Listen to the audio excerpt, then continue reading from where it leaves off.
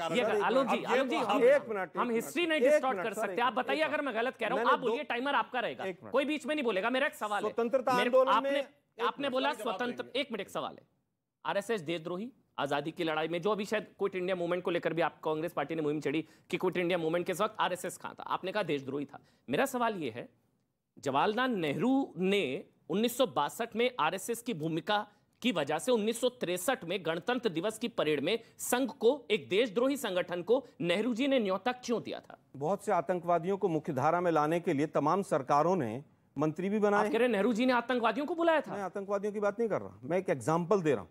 BJP ने जम्मू कश्मीर में पूर्व आतंकवादी को मंत्री बनाया।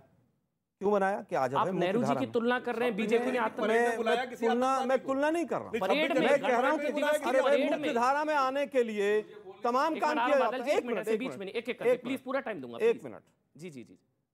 जिस संगठन ने पूरे समय तक अंग्रेजों का साथ दिया हो उसको हम देशभक्त कैसे कह सकते हैं? नेहरू जी से पूछिए सर। नेहरू जी ने, मैंने बता दिया ना, नेहरू जी, अमन जी एक मिनट, अमन जी नेहरू जी को डिसोन नहीं कर सकते। आपने इनके बीच में नहीं, आप बीच में नहीं, आप मेरे बीच में बिल्कुल टोका टोकी रखें। नहीं सर, क्योंकि मुझे लगा नेहरू जी को डिसोन नहीं करना चाहिए हमको, वो सम्मानित है, हम आजादी का अमृतकाल बना रहे हैं, नेहरू जी का सम्मान है। सुनिए ना, मैंने तमाम आंकड़े दिए, 6.5 करोड़ लोग पिछले 1 साल के अंदर बिलो पॉवर्टी लाइन चले गए, लेकिन विकास बहुत हो रहा है। बूढ़ों को पेंशन नहीं दी जा रही, बुजुर्गों को विकास बहुत हो रहा है। प्लेटफॉर्म का टिकट 3 रुपए का 50 रुपए पे पहुंच गया, लेकिन विकास बहुत हो रहा है। 50 रुपए एक मिनट सुनिए, अरे भाई कोरोना के टाइम में 50 रुपए तक, और अभी और वर्तमान में 30 रुपए, मैं फोटोकॉपी दे दूंगा, 50 रुपए तक गया है।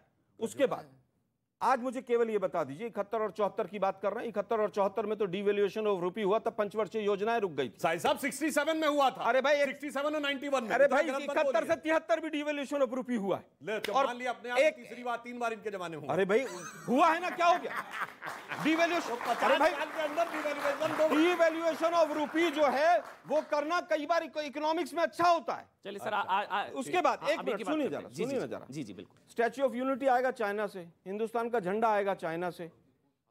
ऐप बंद कर दिए मोदी जी ने, विकास बहुत हो रहा है हमारे यहां पर। अरे भाई आप इवेंट मैनेजमेंट करके रोजगार दे देंगे क्या? ये कह रहे हैं कि साहब ब्लैक मार्केटिंग हो रही, बहुत अच्छी बात है। तिरंगे की ब्लैक मार्केटिंग पे बीजेपी कह रही है, बहुत अच्छी बात है, तो क्योंकि डिमांड बढ़ गई।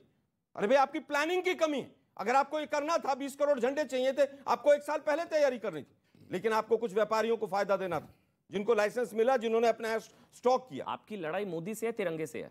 हमारी लड़ाई किसी से नहीं, हमारी मोदी जी से लड़िए ना सर। प्रॉब्लम ये हो रही है, मैसेज ये जा रहा है, मोदी से लड़िए ना। प्रॉब्लम ये नहीं, लड़िए ना, मोदी से लड़िए, मोदी का नाम ही नहीं लिया एक बार। आप तो बीजेपी, मोदी, उनसे लड़िए। मैंने सरकार कहा, सरकार मोदी की तो है ना भाई, सरकार नहीं, मोदी सरकार ही तो है, सरकार देश नहीं है। तो सरकार से लड़ रहे हैं ना, देश से तो नहीं लड़ रहे ना। नहीं, ये मीडिया का नैरेटिव है। किससे लड़ रहे हैं? आज देश ही मोदी हो गया। किससे लड़ रहे हैं? मैंने तो नहीं कहा, एक बार भी नाम नहीं लिया। किससे लड़ रहे हैं? मैं केवल ये पूछना चाहता हूं। नहीं, एक मिनट, जून के महीने में 1.4 करोड़ लोग बेरोजगार हो गए, उसकी जिम्मेवारी किसकी है भाई? 2022 में भाइयों बहनों मित्रों सबके घर मिल जाएगा, मिल गया घर। मैं आलोक जी आपकी बात से इत्तेफाक रखता हूं, ये सारे विषय हैं जो उठाने चाहिए। महंगाई का मुद्दा है, महंगाई का मुद्दा, बेरोजगारी का मुद्दा, कुपोषण का मुद्दा, लेकिन जब महंगाई थी तो आजादी का जश्न मनाना छोड़ दिया। बेरोजगारी तो है ही नहीं, बेरोजगारी भत्ता मिल गया, सुबुई बिल्कुल मिल रहा है, बिल्कुल मिल रहा है। मेरा सवाल वही है सुबुई, तेरा तिरंगा वर्सेस मेरा तिरंगा क्यों है? तेरी देशभक्ति वर्सेस मेरी देशभक्ति क्यों है?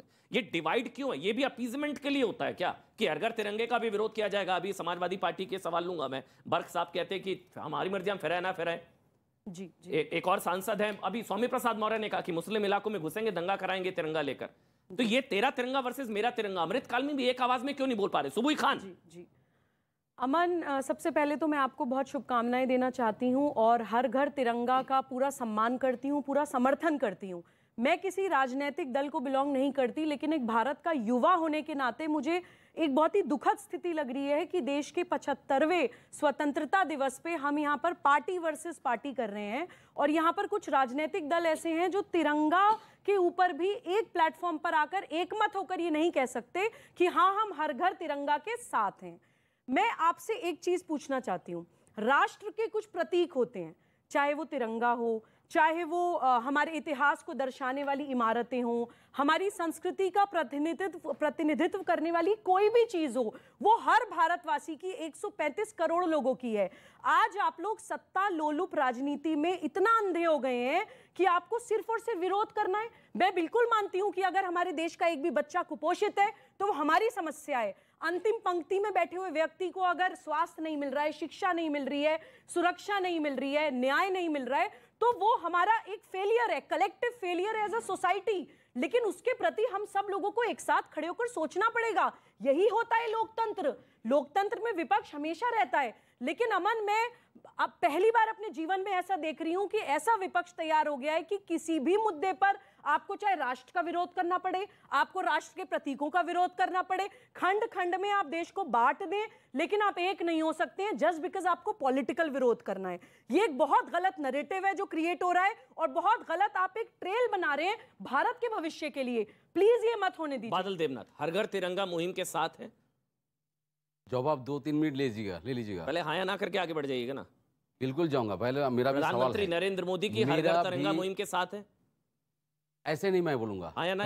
पहले आपको सुनना पड़ेगा सर। देश के हर घर मैं बोलने दीजिए, आपको पास हाँ या ना तो कर दीजिए। आंसर आ जाएगा भाई, हाँ या ना होना चाहिए। नहीं आंसर आ जाएगा सर, बिल्कुल। हाँ या ना तो मैं आलोचना नहीं हूँ, फंसूंगा नहीं। आप सभी आपका बातों में मैं फंसूंगा नहीं। 30 साल, एक बार हाथ खड़ा करके, आप सभी हर घर तिरंगा मुहिम के साथ हैं सर? 30 साल बादल जी हर घर तिरंगा मुहिम के साथ हैं। 30 साल मैं पॉलिटिक्स में हूँ, औलोक जी जैसा मैं फंसूंगा नहीं। मैं बोलने दीजिए। फंसा पहले बोलने दीजिए। तिरंगे पे फंसने वाले आदमी भी नहीं है। बोलने दीजिए। तिरंगा टॉपिक फंसने वाला थोड़ी ना। तिरंगा कोई बीजेपी का मेरा सवाल, अब मेरा जवाब ले लीजिए सर। आप हाँ या ना कर दीजिए ना। आज तक 1925 से सुधांशु जी, हेडगौर जी, डॉक्टर हेडगौर जी, बाला साहेब जी, गुरु जी, अभी मोहन भागवत, एक बार कोई भी जो आरएसएस का जो लीडर है, जो मुख्य संघ चालक थे, एक बार कहा भाई घर घर में तिरंगा फैलाओ? कोई भी लीडर, कोई भी। नरेंद्र मोदी कौन था? पहले पूछा रोक, संघ से बाद में आइए। पहले पूछा रोक। आज क्यों घर घर में तिरंगा बोल रहा है?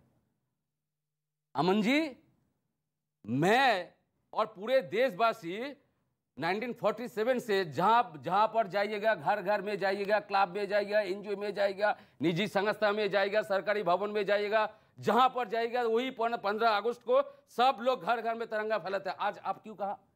जो भी इश्यू, जो भी मुद्दा मोदी जी ने बोला पूरा देश के अंदर, स्वच्छ भारत अभियान, बेटी बचाओ बेटी, एक एक करके एक मुद्दा उठाते हैं। तुम आज बोल रहे हो घर घर तिरंगा, एक बार तो नहीं बोला।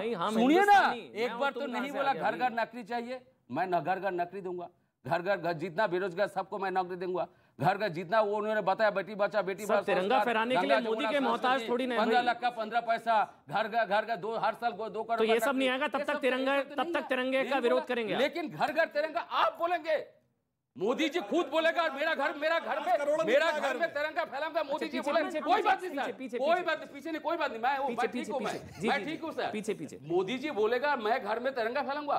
मैं तो हर 15 साल में 10-15 जगह में जाता हूँ, 10-15 साल जगह में मैं जाता हूँ। और आप लोग बोल रहे हैं वो त्रिवेदी जी कह रहे हैं, बंगाल में, त्रिवेदी जी कह रहे हैं आपके बंगाल जितना मुसलमान है 3.5 करोड़ के ऊपर मुसलमान है। अब इसमें मुसलमान कहां से आ गया भाई? बादल देवनाथ, मुसलमान कहां से आ गया भाई इसमें? अभी हिंदू मुसलमान कहां से आ गया?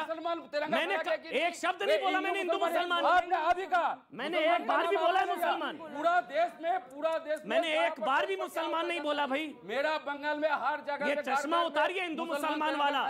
हर घर तिरंगा नहीं, आपके हर घर से 50 करोड़ मिल रहे हैं। अभी त्रिवेदी जी बंद कीजिए। और सुधांशु जी ये तो रुकेंगे नहीं भाई। आप संसद में जाते, आप एक बार मोदी जी को बताइए घर घर तिरंगा का मुद्दा आपने क्यों लेके आया? आप बोलेंगे यार मैं तिरंगा फैलाऊंगा, ये तो मेरा दिल में रहता है, तिरंगा तो मेरा दिल में रहता है। तो आप समझ, आप लोग जो ताली बजे अमन जी के बच्चे, आप लोग तिरंगा फैलाते नहीं, मैं नहीं फैलाता हूँ। तो मोदी जी बोलेगा तब 15 अगस्त में मैं तिरंगा फैलाऊंगा, मेरा घर के मेरा क्लब के आसपास में जितना एनजीओ सब जगह में जाऊंगा। मोदी जी बोलेगा वो तो मैं भाटी जी के पास जा रहा हूँ। राजकुमार भाटी जी, वैसे त्रिवेदी जी ने कहा हर घर तिरंगा नहीं, हर घर 50 करोड़ मिल रहे हैं। आप ही के करीबी है ना पार्था जी, पार्था चटर्जी बंगाल में हर घर 50 करोड़ मिल रहे हैं। भाटी जी ये विरोध क्यों है? ये विरोध क्यों? रुक जाइए, आ रहा हूं, बचाएंगे आप, मुझे पता है। भाटी जी आपका पक्ष, ये विरोध क्यों है? तेरा तिरंगा मेरा तिरंगा, तेरी देशभक्ति मेरी देशभक्ति, ये तेरा अमृतकाल मेरा अमृतकाल, ये हो गया। अब क्योंकि बीजेपी की मुहिम है इसलिए भाटी जी बोल रहे भाई आपके सहयोगी हैं। चलिए हाँ, राजकुमार भाटी, समाजवादी पार्टी, बोलिए सर। राजकुमार भाटी, तेरा है ना मेरा है, ये हिंदुस्तान सबका है। नहीं समझी गई ये बात तो नुकसान सबका है। तिरंगा भी सबका है। जो इसमें मिल गई नदियां वो दिखलाई नहीं देती महासागर बनाने में, मगर एहसान सबका है। ये हम सबका देश है और सब देशभक्त हैं। जो सवाल आप बाद में पूछोगे उसका जवाब पहले दे देता हूं। हम माननीय प्रधानमंत्री जी की घर घर तिरंगा मुहिम के बिना शर्त, बिना किंतु परंतु के साथ हैं। आलोक जी, आप नहीं कह सकते ये। एक मिनट रुकिए, एक मिनट। मैं और मेरी अमन जी इन्हें बाद में पूछ लेना, आलोक जी आप भी कह दीजिए मेरी बात पूरी हो जाए कि हम बिना शर्त प्रधानमंत्री नरेंद्र मोदी के हर घर तिरंगा मुहिम के साथ है। एक लाइन ये बोल दीजिए आज। शर्त किसने लगाई है? तो बोलिए ना, किसी ने शर्त ये लगाई? लाइन बोलिए ना। नहीं, शर्त लगाई है। उन्होंने बोला ना भाटी हम जी ने। किंतु और परंतु लगाएंगे। आप लगाएंगे हाँ। तिरंगे में भी? तिरंगे में नहीं लगा रहे। बोलिए ना। हम सरकार के एक मिनट सरकार की नीतियों में लगा रहे हैं। सरकार की नीतियों में किंतु और परंतु लगाएंगे हम। नीति नहीं, आपके कहने से शब्द मेरे मुंह में नहीं आएंगे। आलोक जी, हर घर तिरंगा। मैं कह रहा हूं तिरंगा फहराना मेरे लिए गौरव की बात है। हाँ। और जिन लोगों ने, मैं तो कह रहा हूं आरएसएस पर बीजेपी का पेटेंट थोड़ी ना है सर। सुनिए ना, मैं कब कह रहा हूं बीजेपी का पेटेंट? क्यों आप बीजेपी का बना रहे इवेंट? किसने कहा? ये तिरंगा बीजेपी और मीडिया ही तो कह रहा है कि हमारा पेटेंट। अच्छा, तिरंगा मीडिया कह रहा है। चलिए मैं कह रहा हूं मीडिया, चलिए मैं कह रहा हूं तिरंगे की बात। तिरंगे यात्रा का विरोध किसने किया? तो आप कह दीजिए हम समर्थन करते हैं। मुझे बताइए विरोध किसने किया? आप कह दीजिए मैं समर्थन करता हूं। विरोध किसने किया? आपको एक शब्द कहने विरोध किसने किया? चलिए ठीक है, भाटी जी एक मिनट कंप्लीट करें उनकी बात। अभी सरकार की और भारतीय जनता पार्टी की मुहिम शुरू नहीं हुई है, लेकिन समाजवादी पार्टी की मुहिम 9 अगस्त से शुरू हो गई है। 9 अगस्त को हमारे राष्ट्रीय अध्यक्ष श्री अखिलेश यादव जी ने आह्वान किया, समाजवादी पार्टी का हर कार्यकर्ता अपने घर पर तिरंगा फहराएगा। वो इसलिए कि 9 अगस्त 1942 में शुरू हुए भारत छोड़ो आंदोलन की जयंती है। और भारत छोड़ो आंदोलन का ये जिक्र करना नहीं चाहेंगे बिल्कुल भी, क्योंकि भारत छोड़ो आंदोलन की जब जब चर्चा होगी तब तब इनका काला इतिहास सामने आएगा।